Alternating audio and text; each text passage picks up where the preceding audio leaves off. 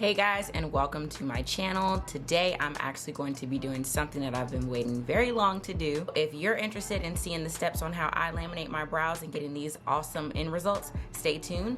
I'm going to be giving you guys my feedback and some of the things that I've learned from what to do and what not to do, so definitely stay tuned. So first things first, I always like to make sure that I have a very clean setup, so I'm going to flip my camera around so I can show you guys the setup that I have for everything that I'll be using, everything that you'll need to have on your table while you do this. I have applicators that are disposable, so makeup applicators with mascara wands. I also have my lash lift kit handy with all of the things that I'm going to need to do this service. I also have plastic wrap for processing, and you'll see how I use that later. Witch hazel for cleaning the skin and getting rid of extra product if need be. You can have a tint kit, it is optional. Some scissors, and as you can see I have a little mirror in the corner. I always like to put my things on a surface that's not going to leak through onto my table, so this is a bib. A fan handy for fumes, and some extra Q-tips and paper towels just to be handy. Oh yeah, and my favorite lip gloss by Kapari. Before I hop into all of the steps, I want to show you guys the kit that I actually purchased. I got it off of Amazon. After seeing quite a few reviews, I decided that this would be the best kit for me to go with. It's the Lash Lift Eyelash Perming Kit by Silk Sense, and it's great for using on your lashes, but then also using on your brows. So I'm gonna go ahead and use this kit for the entire face today. But once you open it up, I do like that everything is placed very neatly. You do have all of the steps that you'll need. So there is adhesive that you're able to put on your brows or even your lashes, for your lashes to adhere onto the rod when you're perming them. But for your brows, I want to say that it's great for putting your brows into the shape that you want them to be, so that way when you perm them, they don't move. There's a step 1, which is the perm, the step 2, which is the fixation, step 3, which is the nutrition, and step 4, which is the cleanser. So all of these steps must be done in order to get the perfect results that you're looking for, and I'm going to show you guys how I do that today. And then in here, these are lift pads, so these are mainly for lashes. So they're different sizes for curls when you're wanting to perm your lashes, and then just some cleaning tools that help you get the job done. So let's go ahead and get into these steps. I'm going to talk about timing, how long you have to let the product sit on, but then also some little things that I've watched in other videos that's kind of gonna help me make sure that the results are exactly where I need them to be. Here you guys have the directions on the back. It also has a picture of the order that the products go in. It's great to take a picture so that way you can hold on to it just in case you do lose the box. The first step, I'm going to be using the cleanser, which is number 4, so you can use it before and after, or the witch hazel if you do have it present. I'm just cleaning off my brows. I put a moisturizer and serum on this morning, so I'm going to be taking off any excess dirt or oil or any dead skin that's left on my face.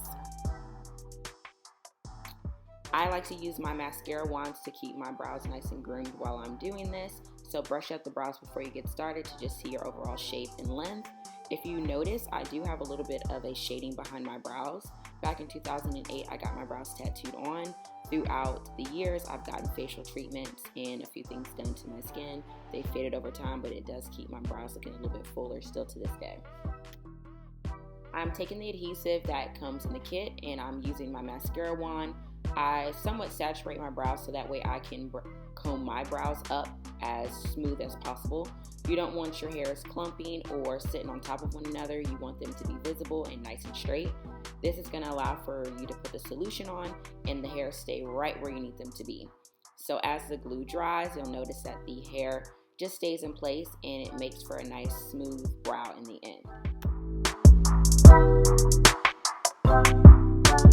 My first tip that I would give to make sure that you are getting all of the hairs in the same direction and you're making sure that everything is nice and smoothed out, you will need a little bit of attention to put on the skin and keeping it nice and taut so you're able to smooth it out and you're not just working against the timing of the glue drying and it doesn't become a mess. Compared to my other brow, it looks very, very crazy. But I'm going to go ahead and quickly show you guys how I do the second brow. This time, this one goes much quicker because I did use a little bit of that tip on holding my skin tight to get it nice and smooth. and I do apply a little bit more glue if necessary, but all you're doing is just making sure that you're taking your time to get that hair in the position that you want, because this is going to be set before you put on your solution.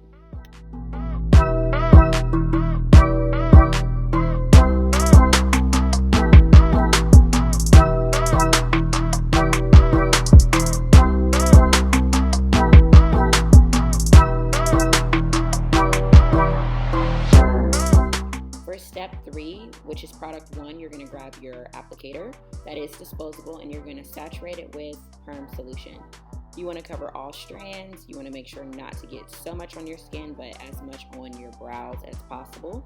And it's okay to wipe off any excess if you do feel like it's going to irritate your skin. This should not take too long of the process. Again, I am trying to make sure that I am saturating these brows. This is my very first time doing this, and I will say that there is a fume to the Perm solution. It's not super strong, but if you do have sensitive skin like myself, you do want to make sure that if you're feeling any irritation or anything that's bothering you, or you're seeing redness, do rinse right away and abort the mission. Now you want to cover your brows for 8 to 12 minutes. I don't really know how long for what reason, but I put it on for a total of 10 minutes. And I made sure that it was not covering my eyes, that my hair was exactly where I wanted it to lay, and I just let it process for 10 minutes.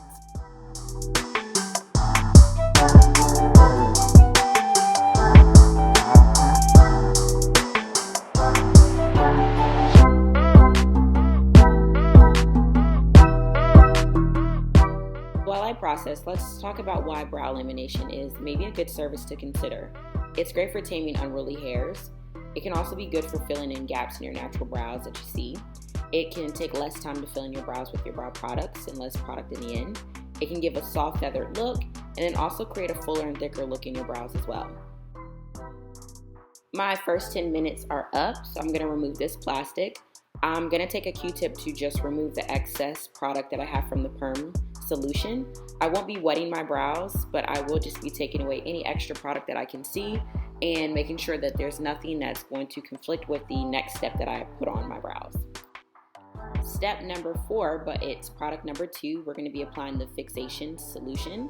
So once I've removed all of the excess Perm solution, I'm going to be taking this and applying it with the disposable applicator as well, making sure to saturate.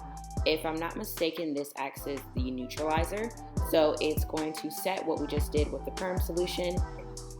It changes the bonds of our hair, so in order to make sure it stays this way, we have to use this and let it process for the additional time as well. We're going to cover this with plastic and process from 8 to 12 minutes to make sure that we are finishing up the whole process.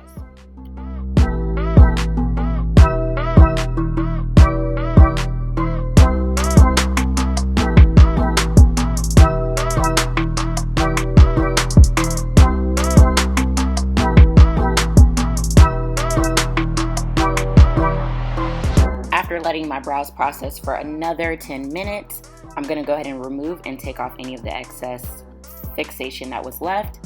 And I'm going to go ahead and also remove any extra product that was on the skin. Now for our final step for the perming, we're going to do step 5, which is going to be product 3 in its nutrition. So you're going to apply the nutrition to the brows, fully cover. We don't want to add water or any products that are going to revert the process of the perming that we did. So this is an oil-based product that's good for hydrating and moisturizing your brows after all the products that we just put on the brow. As you guys can see, my brows are super straight. So the position that I set them in with the adhesion for step 1 is set into my brows.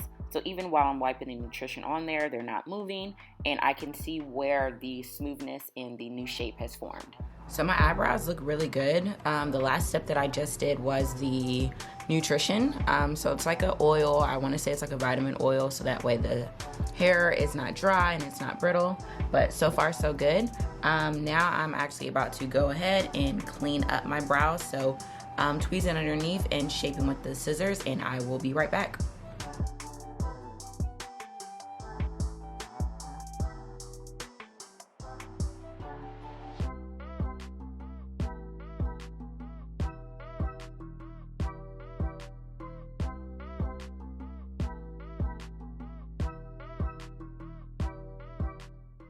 So guys, this is the first brow that I have cleaned up. I did use tweezers to make sure that I got the hair precisely removed where I wanted it to. I didn't want to wax after this because of the chemicals that I used on my skin. I have very sensitive skin, so I just wanted to be mindful. And I just wanted to move around the hair just to see if there is going to be strands that are out of place. So I'll go through, brush it out again. That way I can use my scissors for my brows to just trim the shape that I ideally want.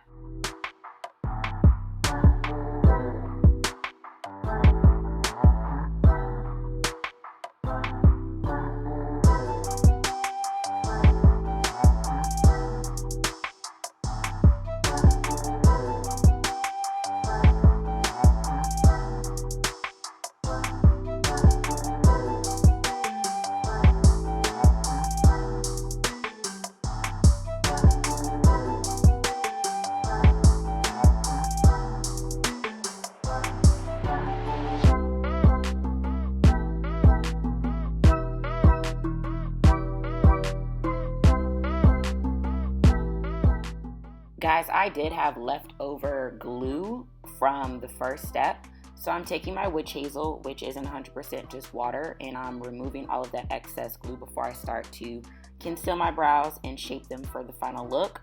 I do recommend staying away from water for your first 24 to 48 hours. That way you can make sure that your chemical process sets in and you're not changing your brows or reverting the process.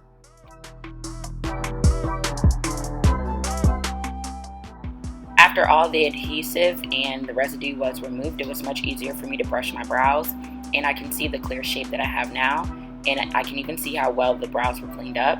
So this is what they look like before I start to conceal or do anything with them, and I'm going to show you guys in a little bit how to fill them in after your brow lamination.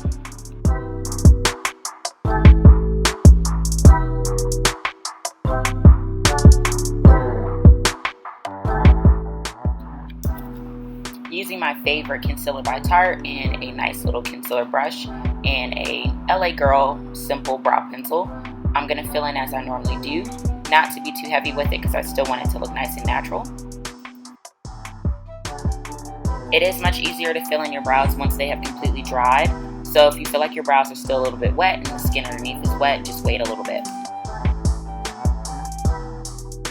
I did decide not to do my tinting this time just due to time restraints, but I do like how darkened my eyebrows look after the actual perm solution.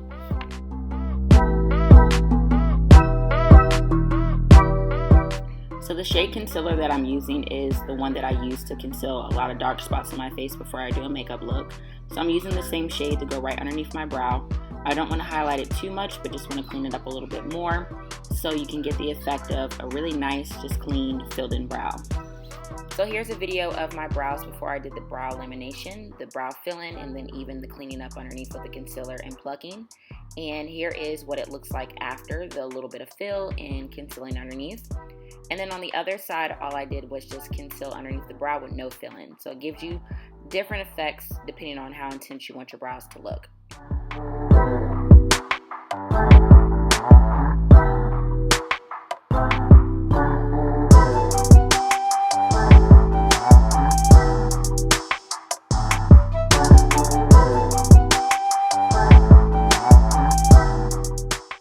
So I hope you guys enjoyed this video. All the details of everything that I use and steps are going to be in the description box, and can't wait to see you guys on my next video. And last but not least, here's a video that I took on my phone so you guys can see the effects of both.